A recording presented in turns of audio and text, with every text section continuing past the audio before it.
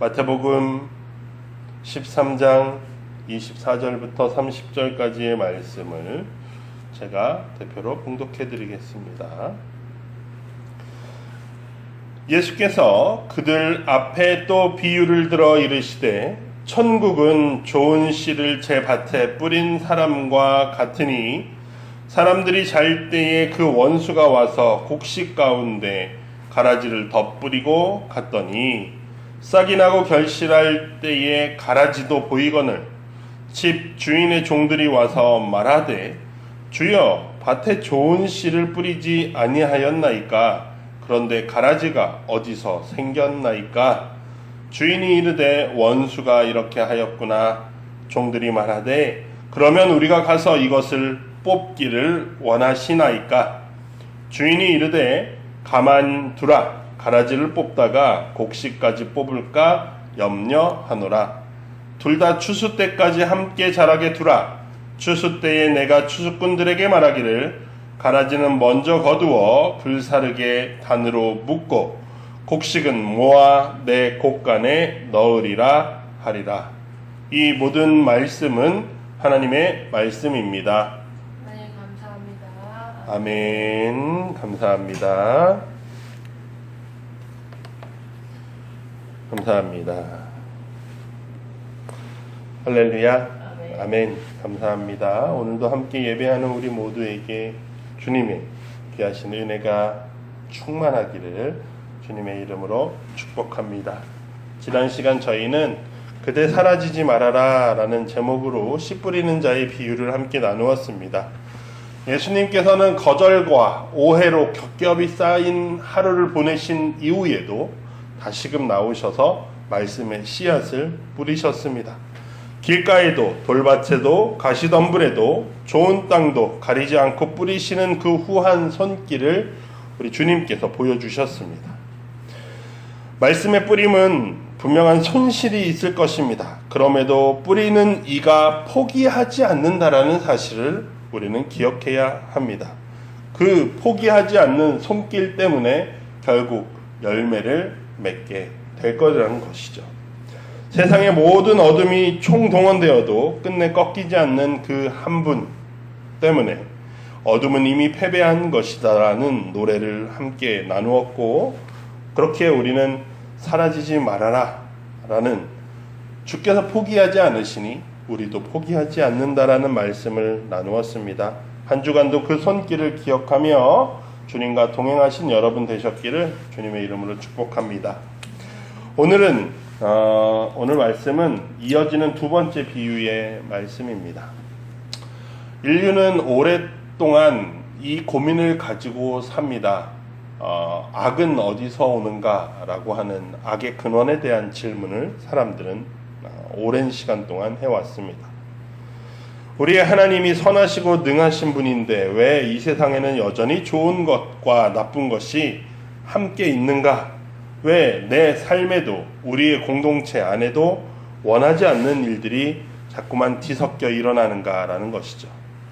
이 질문은 고대로부터 지금까지도 여전히 우리의 삶 가운데 남겨져 있는 질문입니다.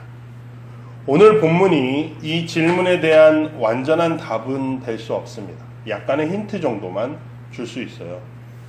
가라지라고 표현된 악, 그리고 뒤에 예수님께서 해석하신 부분으로 보면 악한 자의 자녀들 이렇게 돼 있는데, 이 악이 주인이 심지 않았으며 또 주인이 원하는 것이 아니었다라는 사실이 오늘 본문이 우리에게 이야기해 주고 있습니다.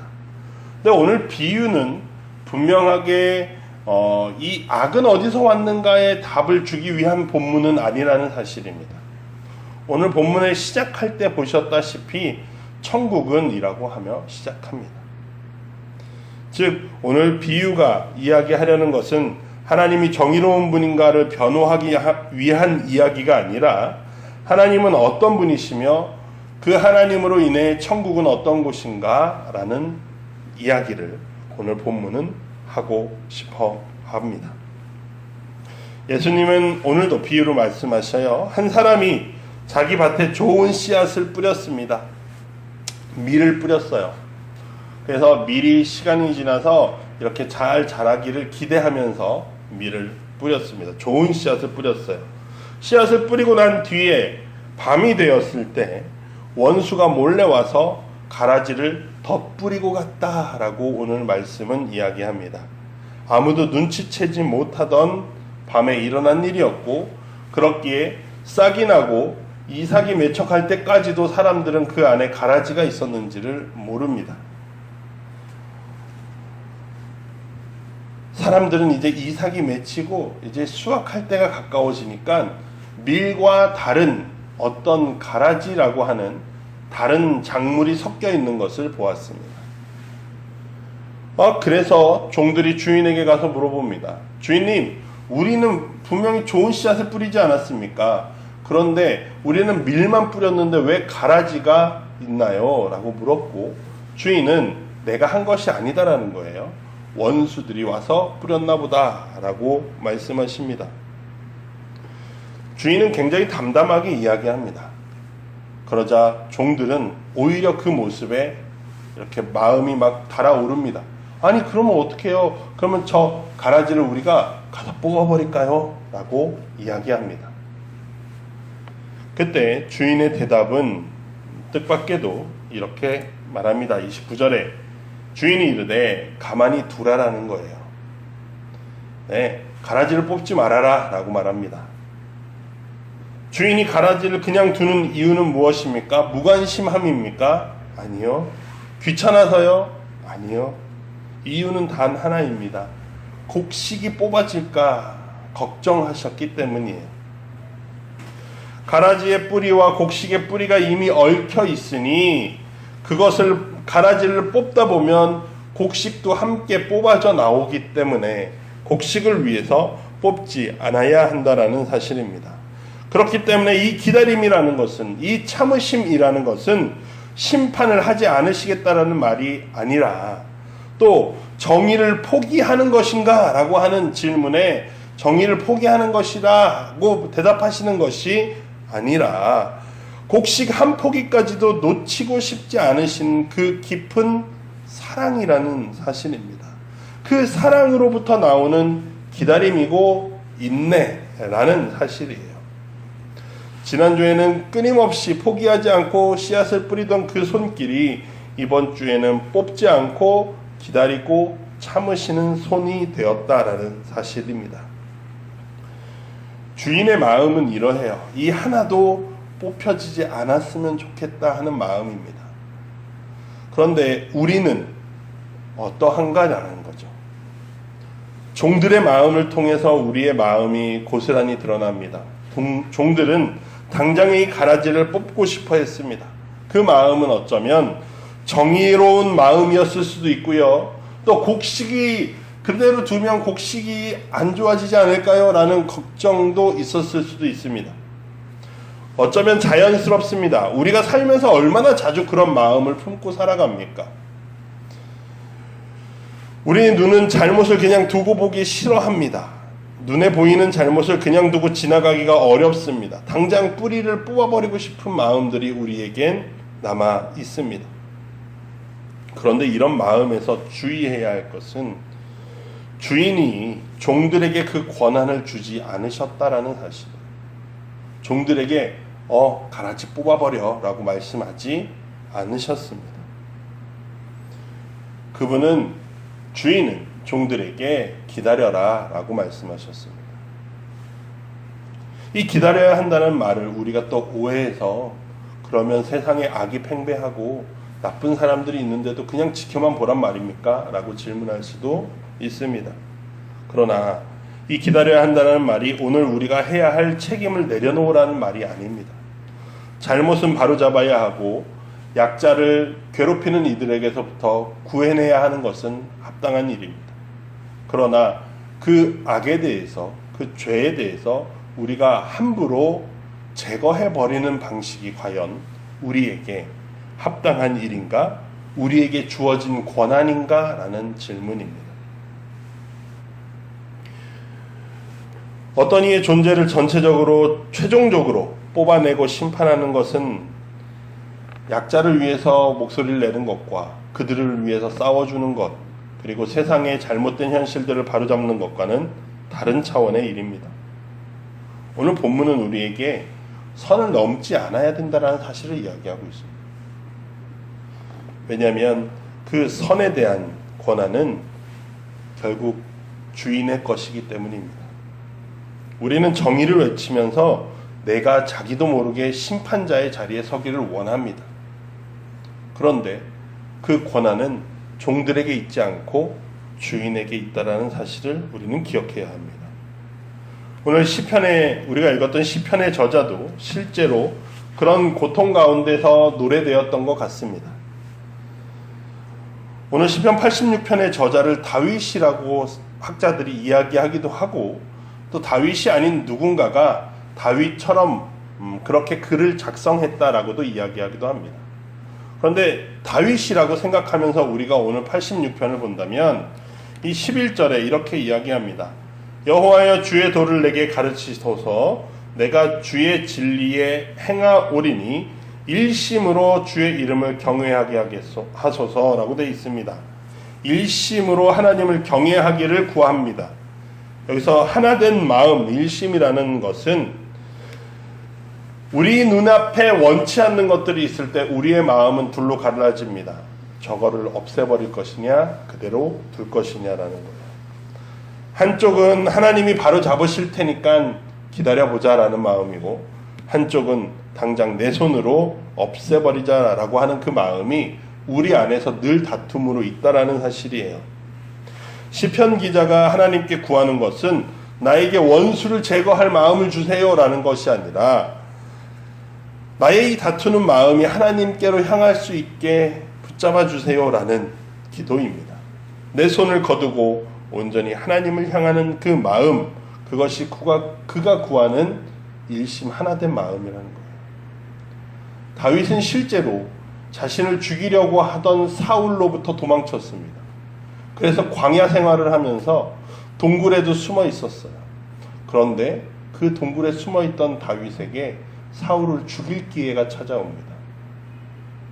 그런데 다윗이 사울을 죽입니까? 다윗은 사울을 죽이지 않습니다.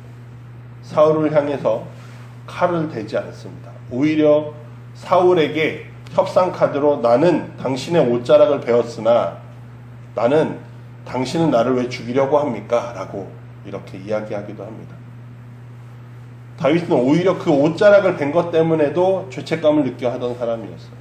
즉 하나님이 그 사울 왕을 해결하셔야지 내가 함부로 하나님이 세운 왕을 죽일 수 없다라는 그 마음이었어요.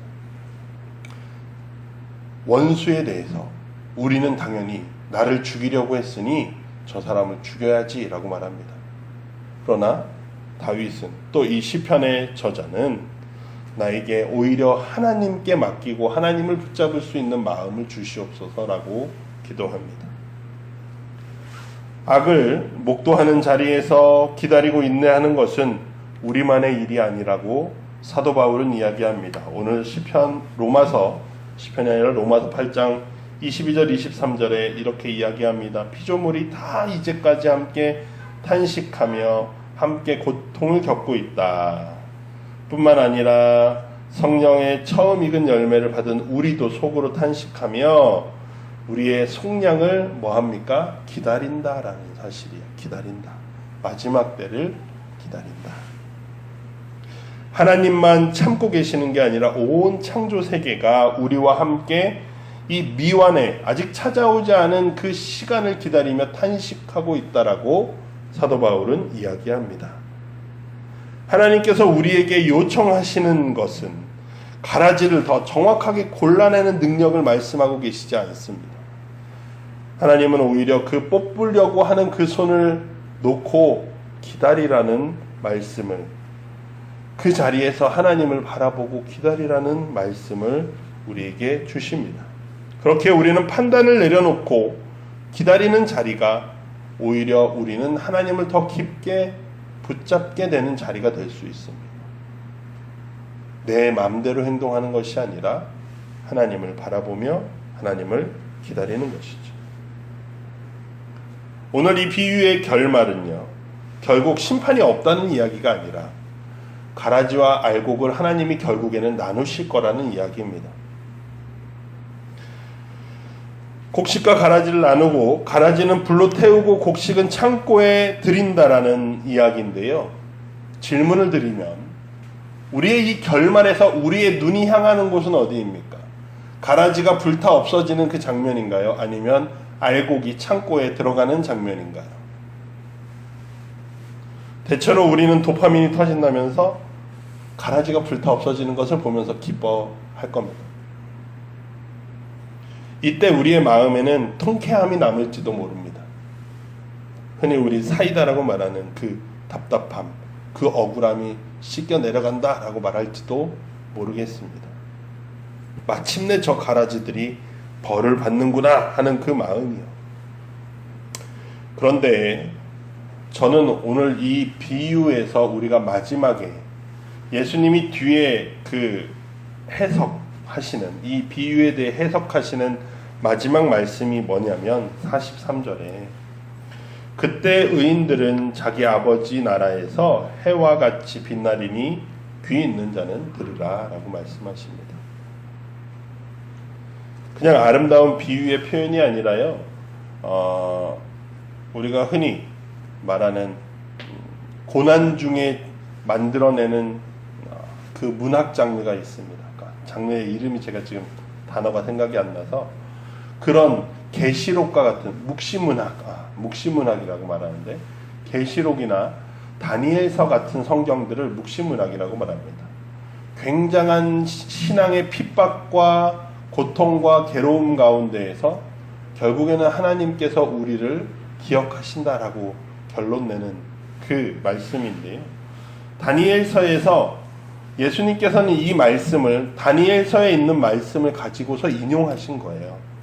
다니엘서 12장 3절에는 이렇게 되어 있습니다. 지혜 있는 자는 이라고 되어 있는데요. 여기서 지혜 있는 자는 이라는 것은 신앙을 위해 핍박당하고 괴로움당하다 죽는 이들을 흔히 표현하는 말입니다. 그 고난받던 자들이 궁창의 빛과 같이 빛날 것이요 많은 사람을 옳은 대로 돌아오게 한 자는 별과 같이 영원토록 빛나리라 라고 다니엘서에서 고백합니다. 오랫동안의 고난 속에서 아무도 알아주지 않던 이들이 마침내 하늘로부터 인정받는, 하나님께로부터 인정받는 그 이미지를 예수님께서는 오늘 비유의 마지막에 두시면서 마무리하고 계셔요.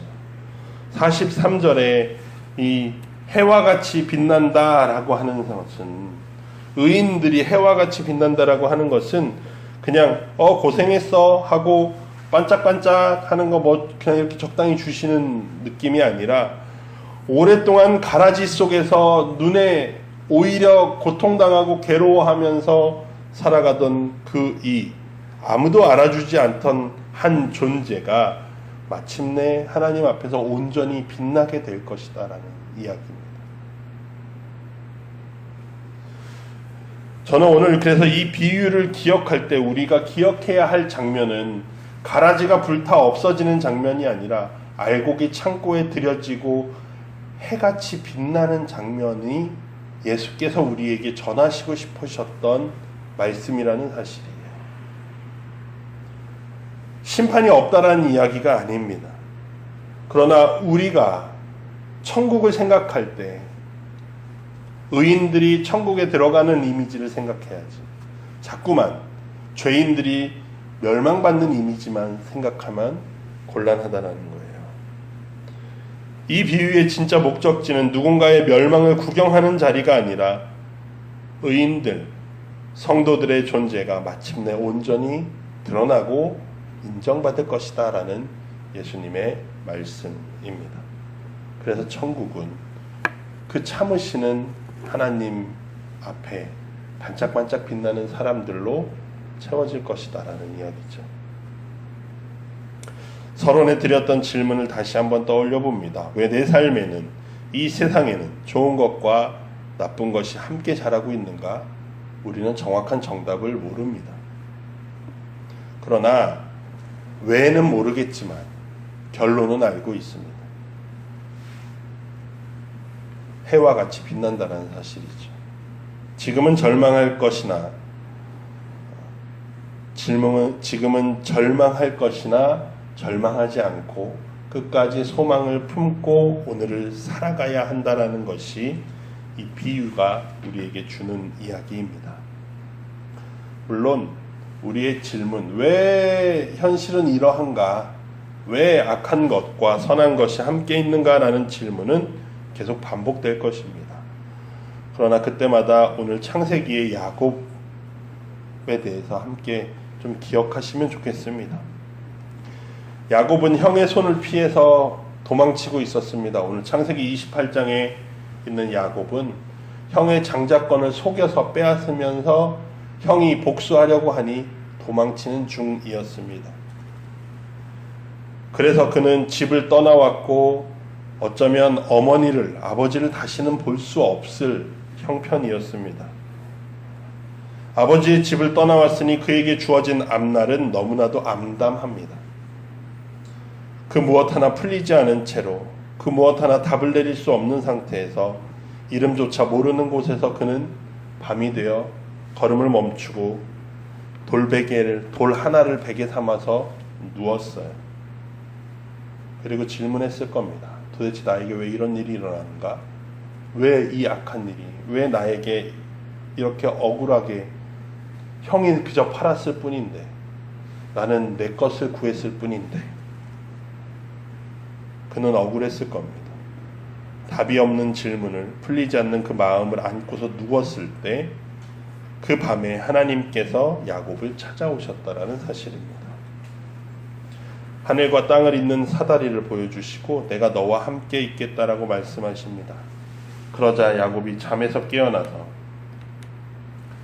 이렇게 이야기합니다. 여호와께서 과연 여기 계시거늘 내가 알지 못하였도다 라고 말합니다. 하나님께서는 야곱에게 완전한 답을 주시지 않았습니다. 형과의 관계에도 그의 앞으로의 삶에 대해서도 그 밤에 그에게 모든 것을 말씀하시지 않았습니다. 하나님이 그 질문을 가지고 누워있던 그에게 찾아오셔서 하신 말씀은 내가 너와 함께 있겠다라고 하신 말씀이고 반드시 너를 이 자리로 돌아오게 하겠다. 아버지의 집으로 돌아오게 하시겠다고 약속하셨습니다. 야곱은 정답을 얻지는 못했지만 하나님을 신뢰하면서 다시금 발걸음을 내딛었습니다.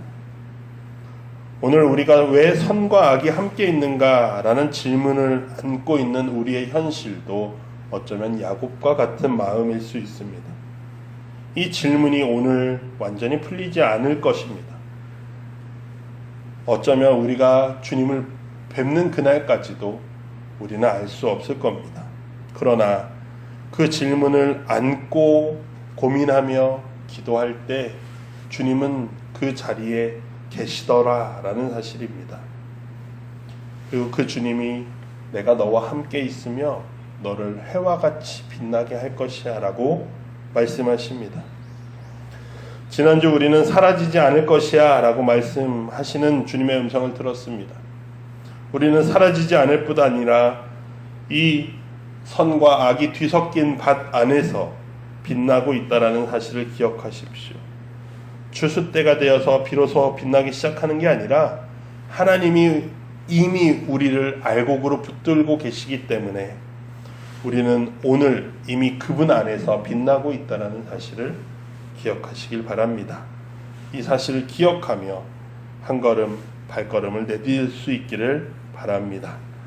사랑하는 성도 여러분, 오늘도 우리와 함께 이 밭 가운데 우리의 삶 가운데 머무시며 끝까지 곡식 하나까지 지키시는 그분의 손길을 기억하면서 우리를 지키시는 그 손길을 기억하면서 한 주간도 해같이 빛날 소망을 품고 기쁨으로 살아가는 여러분들이 되시기를 주님의 이름으로 축복합니다.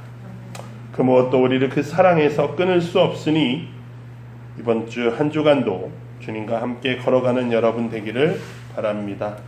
우리에게 주어진 말씀을 붙잡고 우리 다짐의 기도 함께 하겠습니다. 하나님 감사합니다. 오늘도 우리에게 말씀하시니 감사합니다. 하나님, 우리에게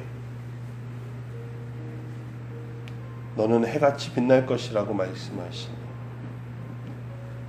우리가 주님 안에서 반짝반짝 빛이 납니다. 우리의 삶은 어둡고 암담한 것 같지만 사실 주님께서 우리를 붙들고 계시다라는 사실, 우리가 뿌리 뽑히지 않도록 기다리고 계시다라는 사실 우리가 기억하게 하시고, 우리를 향한 변함없는 사랑을 우리가 기뻐하며 즐거워하며 소망을 품고 오늘을 살아가게 하여 주시옵소서.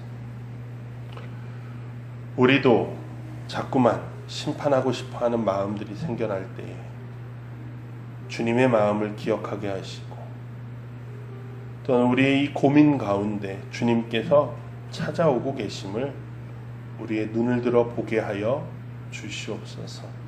그래서 주님과 함께 매일매일 우리의 삶 가운데 주님과 동행하는 기쁨의 시간들이 되게 하여 주시옵소서.